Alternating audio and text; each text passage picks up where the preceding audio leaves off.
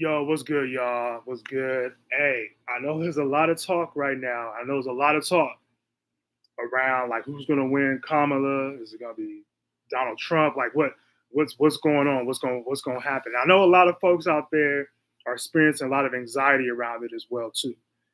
So I want to take some time just to really break this down just from a bit. And I want to come from a biblical perspective for sure. So I wanted to share this verse with y'all.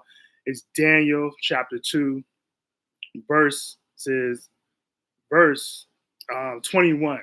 Now it says, He changes times and seasons, and He disposes kings and rises up others. And He gives wisdom to the wise and knowledge to the discerning. Now, what does that all mean? Like, what does that mean? And I think this is super important, especially when we're talking about our anxiety, especially around this election, especially around who's going to be the next president. I know right now, last time I checked, it's pretty close, it's pretty neck and neck. But I think ultimately we just need to remember that God is in control. God is in control. God is the person that is the Alpha, and God is the Omega. God is going to put people in positions that is going to not really steer us away from Him, but it can also bring you closer to Him as well too. And what do I mean by that?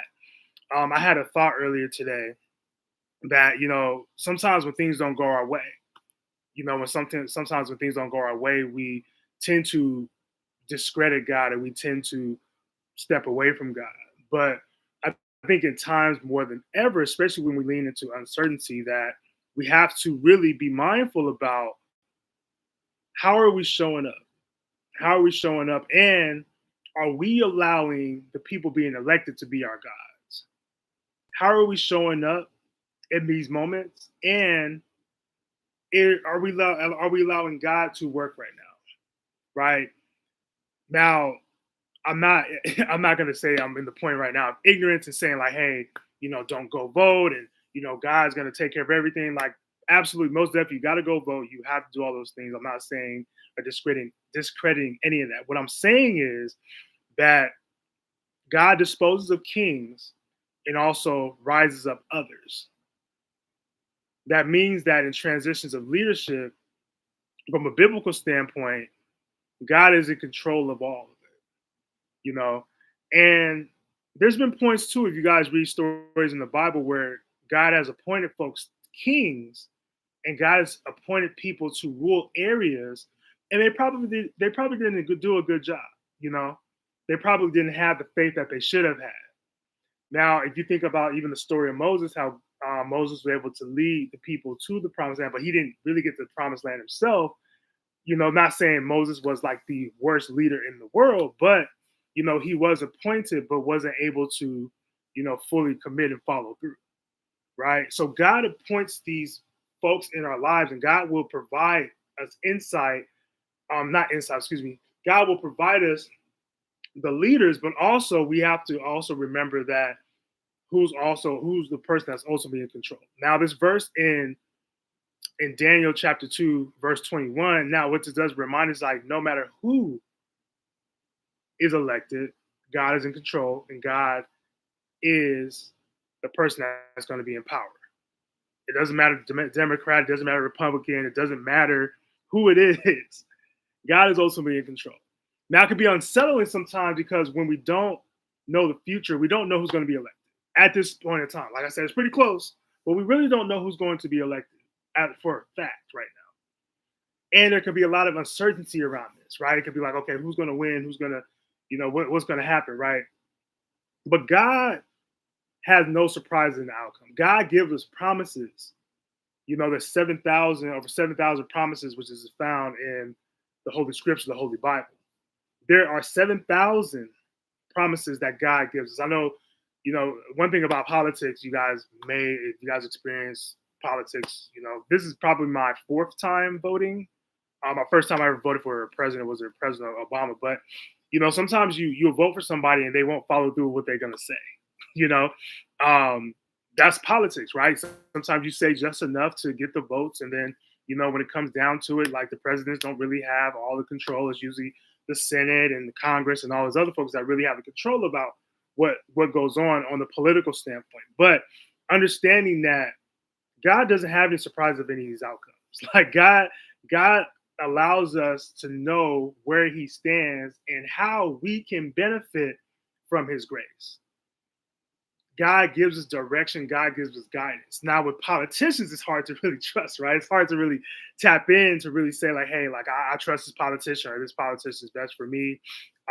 Sometimes you may be kind of unwavering. I think this election itself was, from what I was seeing, probably the most folks were undecided up until the day of voting.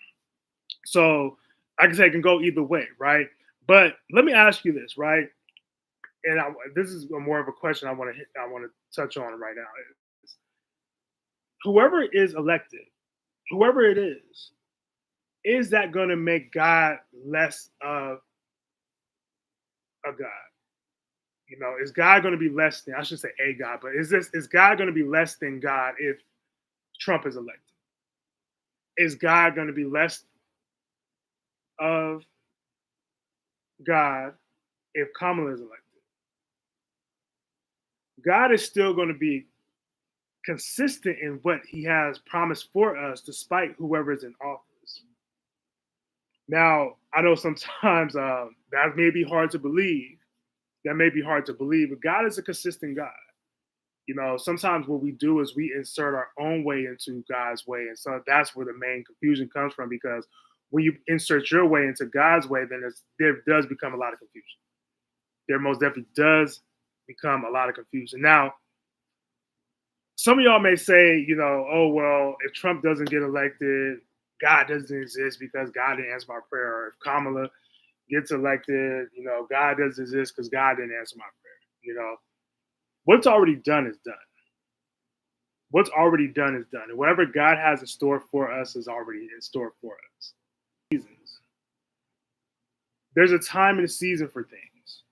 You know, this may be the season for Trump to be elected. This may be the season for Kamala to be elected. But God is going to be the determiner of that in the end, at the end of the day.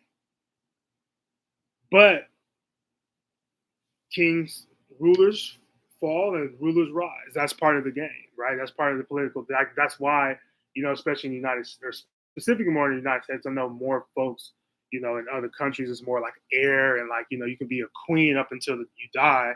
You know, in the US, you only get 8 years. You know, it doesn't have to be consecutive, but 8 years total in your lifespan to become president. You know, at some point in time, somebody else is going to have to take that place. It's not always going to be the same person all the time. You know, but we have to have wisdom and, excuse me, we have to have wisdom and be wise and knowledgeable to discern where we're really at in this when it comes down to our faith in God, and like, are we allowing these politicians to be our God? Are we relying on them so much to where we lose focus of who's really in control? You know, campaigning, I understand, you know, folks represent for whatever side they're on, but understand that we do have to give God the grace and the glory, especially in times like this, you know, especially in times like this. Now, just throughout history, God holds the power and raises up leaders and brings folks, you know, through challenges, things of that nature. You think about the times where, you know, the King Solomon, right? I spoke about this before in some other lines. Like, King Solomon was a king that came through, and he necessarily wasn't the king that was, you know, appointed by God per se, but he was up next after his father King David died. You know, and what he prayed for when he went to deep sleep and God and the Lord came to him in his sleep, he prayed that he had the discernment to decipher whether or not he's going to be doing good things or good works, or he's going to be doing bad works. Like, he didn't ask God to like make the people listen to him. He didn't ask God to just like give him riches. He asked for the discernment to make better choices, essentially. Right. So understand, especially in political climates, especially in these times, we have to have faith in him and not faith in just one person or a political system.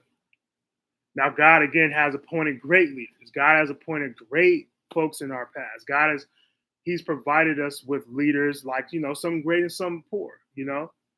But understanding that every great leader that was appointed to us, nobody was perfect. There was some flaws with some folks. That's just the fact of the matter. There was some flaws with some folks. Now, knowing this gives us peace because in uncertain times, again, we can rest assured that God's plan will unfold for us and his purpose will be revealed. God's plan will unveil. We may not understand it now. We may not fully grasp the concept right now, but we can, in due time, understand God's plan because God's plan will be unveiled over time.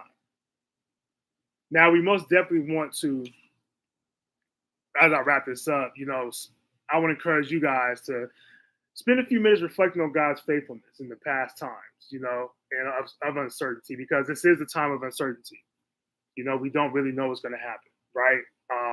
Probably by the time you guys watch this live, you guys watching the replay, you guys probably will know who won the election, right? But I want you to write down. I want you guys to give you guys a little something to think about. I want you guys to write down examples of, how God's provision and what are some reminders in your life that God has brought you through, right? Because again, with times of uncertainty, we may just reflect on, okay, God has never really, or not be reminded that God has really actually pulled us through things before.